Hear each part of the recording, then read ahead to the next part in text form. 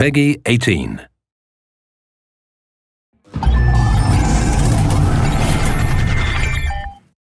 Hello everyone, I'm Colin Graham. I'm the animation director on Watch Dogs, and today I'm excited to present to you a vertical slice of the Watch Dogs free roaming experience. So actually, this is not a mission. Everything we're going to showcase today is completely systemic, and we're free to do as we please.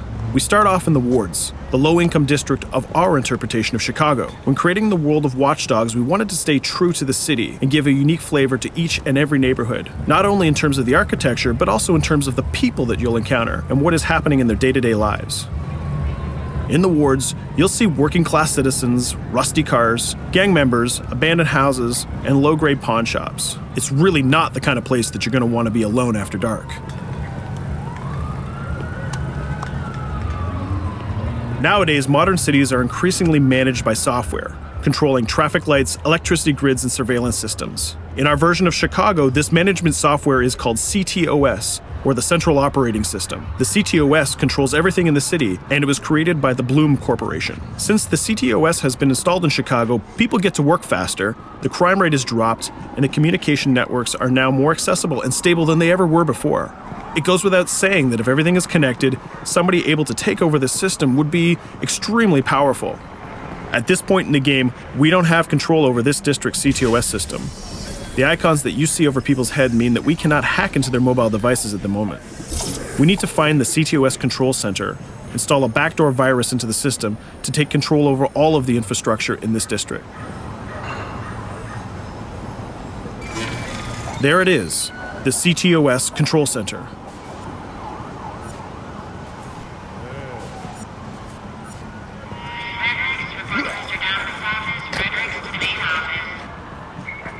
Watch it. You're walking someplace you got no business. It's heavily guarded. Let's see if we can find the server access codes from a distance. With cameras, we can explore restricted areas without being spotted, tag different guards, and access details on their lives. What the hell is she doing with that weasel motherfucker? It seems that Bloom employees all have a sort of shady past. There it is, the access code to the server room. Unfortunately, we can't access the server via the cameras. We need to sneak inside. One thing that was really important to us when we designed Watch Dogs was to fully support different player styles. Every situation in the game can be tackled the way the player sees fit. In this situation, we can go all out guns blazing, completely stealth without the guards ever seeing us, or we can hack from a distance without ever setting foot inside the restricted area. Let's hack this forklift. Aiden can use the environment to distract and lure guards. Pretty much anything you hack has multiple functions. So, for example, you could use this forklift to access the roof, or you could use it to create cover. Hacking in Watch Dogs is all about player expression. Let's set an improvised explosive device so we can hack it a little bit later.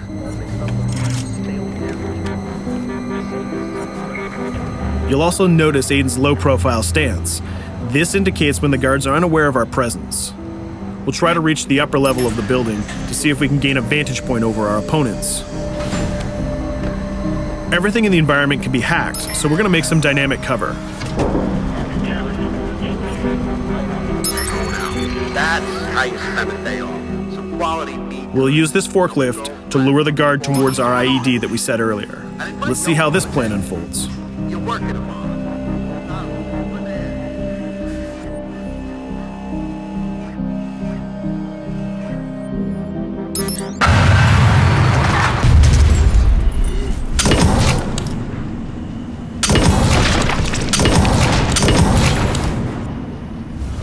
What you just saw is called focus.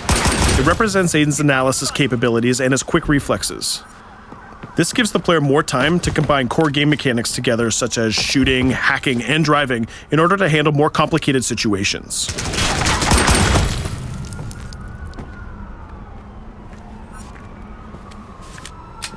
Now we can access that control room.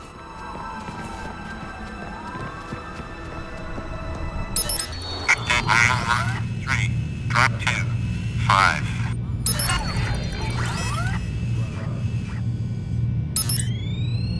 Now we'll be able to hack all of the devices connected to the CTOS within the districts. Thousands of cameras, traffic lights, the electricity grid, and most importantly, all of the citizen information profiles. We can also benefit from the Chicago Police Department Crime Prediction System, which uses facial and pattern recognition to spot potential criminals or potential victims. Since this is a pretty rough neighborhood, I'm pretty sure we're going to stumble on some suspected criminal activity pretty soon. And there it is. The system just pushed an alert of a potential crime. We can see the system trying to triangulate the location on our minimap. Take note, this isn't a mission. This can happen anywhere at any time. We've just spotted a potential victim. It's always up to the player if he wants to investigate or not, to take action or not. So let's see how this turns out. Yeah, you're right. Could I just...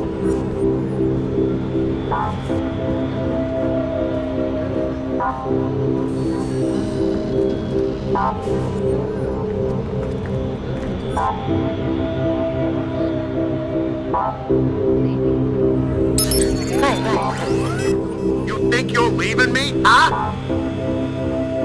Jesus, I told you to stay away from me! You belong to me now. Get it? You better leave or I'll call the cops! I'll fucking kill you, goddammit! Get off! Yo, that was close. Good thing that we intervened. We managed to prevent the crime, but we triggered a chase. From here, the criminal's behavior is unpredictable. He can try to get away, shoot back at us, surrender, or call for backup.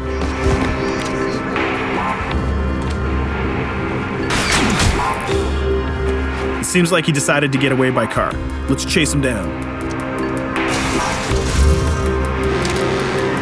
In Watch Dogs, we have a wide variety of vehicles. Each one of them has their own unique properties and handling. Let's see how we can use the CTOS to our advantage to neutralize this criminal and leave the cops to deal with him later.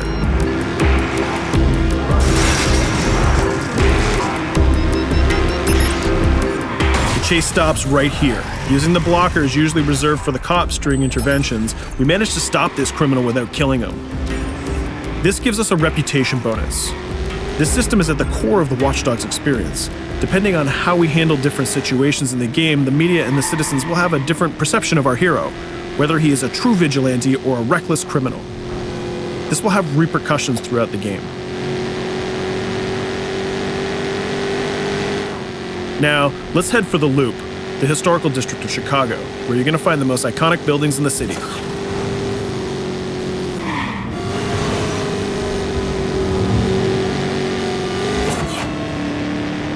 We're going to go to a gun shop to see what arsenal is available for players.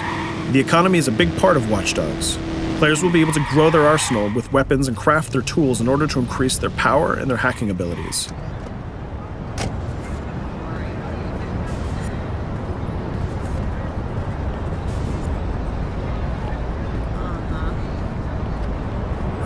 No, it's okay.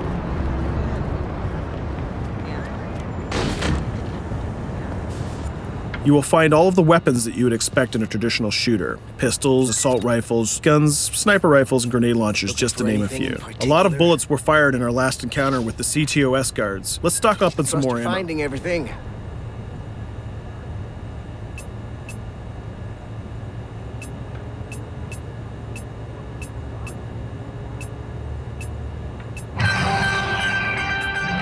As we mentioned earlier, the media keep track of your actions and the citizens are going to react according to the perception that they have of you. Here, the media is reporting a crime in which you are the #1 suspect. The gun shop owner recognized you and decided to trigger a silent alarm to notify the police. Copy that. Possible wanted suspect presumed armed and dangerous. Police are now trying to locate the source of the threat using the surveillance system in the city, represented by the yellow circles on the minimap. Come in, PH3.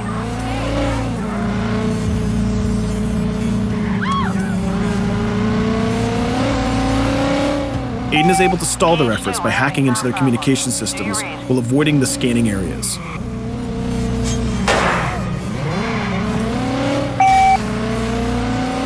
PH units, do you copy? Repeat, squad to all PH units. Once they've lost our trail, we can go back to our activities.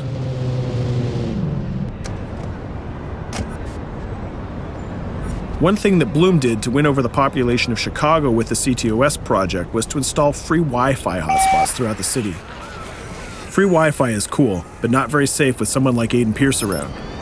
Hacking into this box is going to give us access to every device that's connected to it. So let's see where that brings us.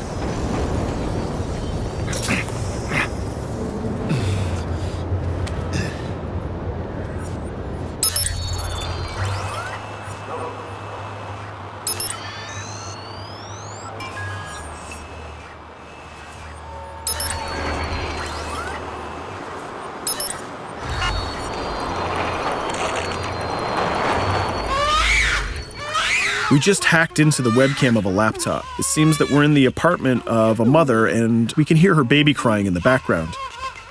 Her bank information is in her mobile phone sitting right there on the table in front of us. It's totally up to the player whether we decide to steal it or not. Of course, this won't affect our reputation because nobody can witness this action. Just like in real life, nothing is totally black or white, but rather many shades of gray.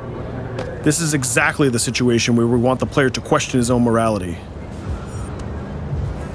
Let's go withdraw that money. If you think that you're alone, think again. Aiden is not the only hacker in town.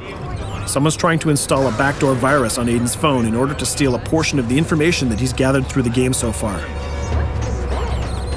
First, we're gonna have to reach the area where the signal is coming from.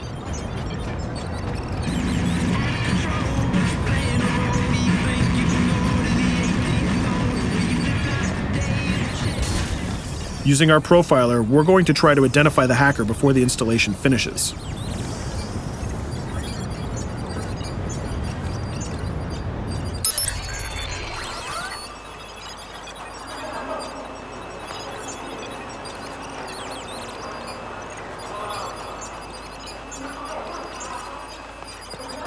There he is. In Watch Dogs, things aren't always what they seem to be. This is actually another player that seamlessly came into our single-player experience. Let's not let him get away with this. We're going to teach this guy a lesson.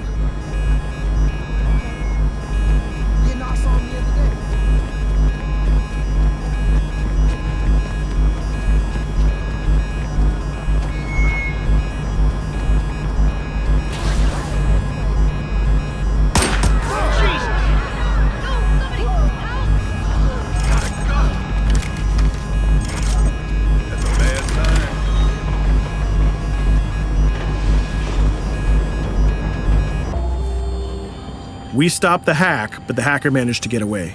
I don't know about you, but we can't let this pass by. We need to retaliate. Using the grid, let's see if we can find that second player. There he is.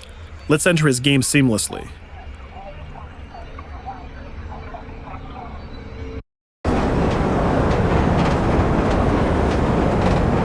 The second player is not yet aware of our presence.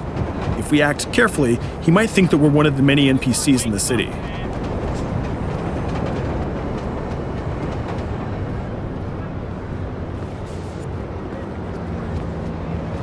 What was that?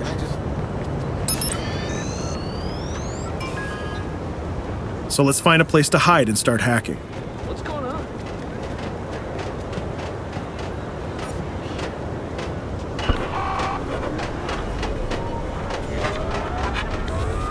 The second player has just been alerted that a breach has occurred on his phone.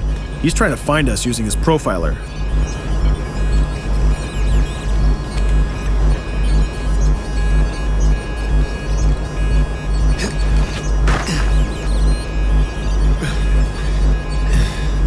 He's dangerously close. Let's hide in the car. We're spotted. Let's get out of there.